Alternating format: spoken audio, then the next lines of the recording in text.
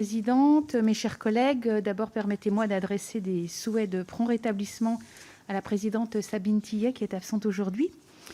Donc nous avons l'honneur de vous présenter avec mon collègue Dominique Potier le fruit de nos travaux sur le devoir de vigilance des multinationales, travaux qui viennent compléter et en quelque sorte préfacer la proposition de résolution européenne que nous avons déposée le 7 juillet dernier avec 122 de nos collègues et que nous avons le plaisir et la fierté de vous présenter aujourd'hui en conclusion de ce rapport d'information.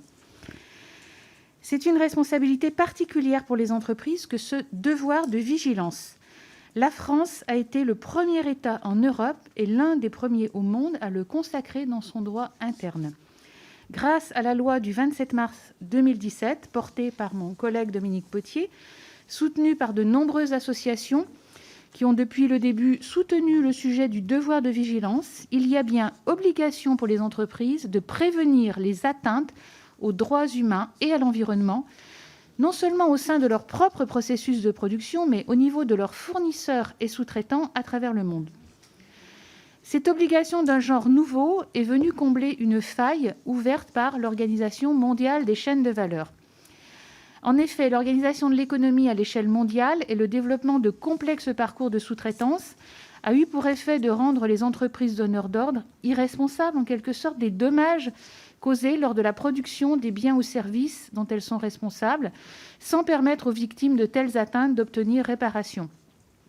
Donc le devoir de vigilance, il est fondé sur la cartographie des risques tout au long de l'ensemble de la chaîne de production et sur la maîtrise de ces risques par les entreprises au travers de mesures raisonnables, ainsi que sur le contrôle du juge judiciaire par la voie du recours contentieux. Le législateur français a donc avant tout cherché à adapter le droit à la réalité des relations économiques. Et d'une problématique française, le devoir de vigilance est rapidement devenu un enjeu européen. Au niveau des États membres, nos collègues parlementaires nationaux ont en effet suivi la voie française et promu la diffusion du devoir de vigilance. On trouve ainsi le Parlement néerlandais qui a adopté en 2019 une loi qui a consacré de telles obligations dans le domaine spécifique du travail des enfants. Il était rejoint en juin dernier par le Parlement allemand. D'autres de nos collègues européens ont également fait du devoir de vigilance un sujet de débat par la proposition de loi ou de résolution dans leurs parlements respectifs, que ce soit dans des États membres de l'Union, Espagne, Danemark, Autriche, ou en dehors de l'Union, en Norvège et en Suisse. Le fait de considérer que la responsabilité des entreprises ne s'arrête plus à leur personnalité juridique dans le cadre de chaînes de valeur mondiales, c'est un sujet largement porté par la société civile et de façon générale par les citoyens à l'échelon européen.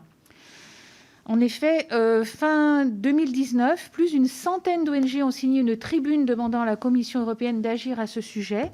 Et les organisations syndicales, au premier rang desquelles la Confédération européenne des syndicats, a également joué un rôle moteur.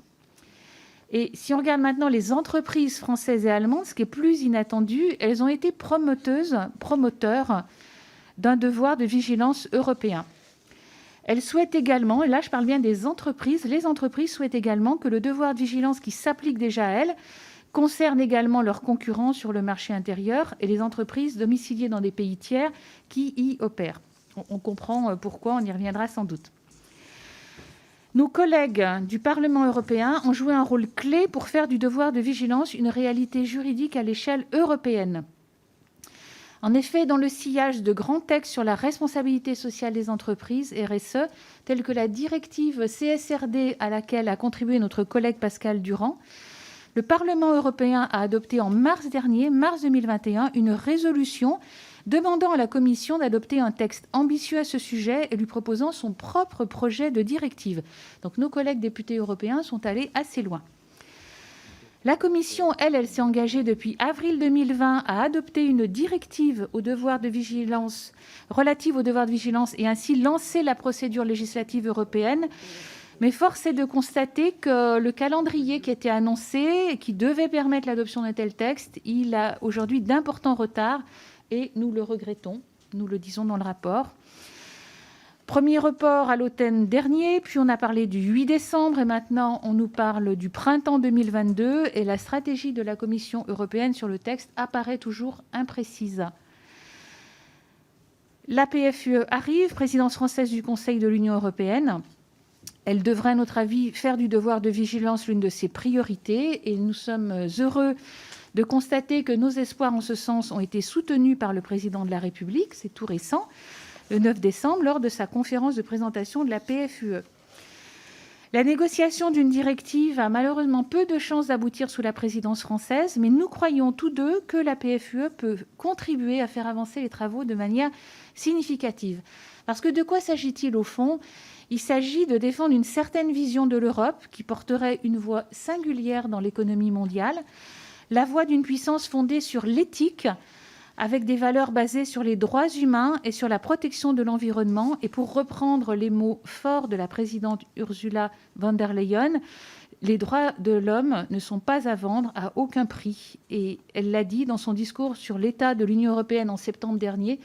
Donc nous voyons bien qu'un certain contexte nous permet d'espérer enfin qu'une directive européenne prenne la continuation de la loi française de 2017.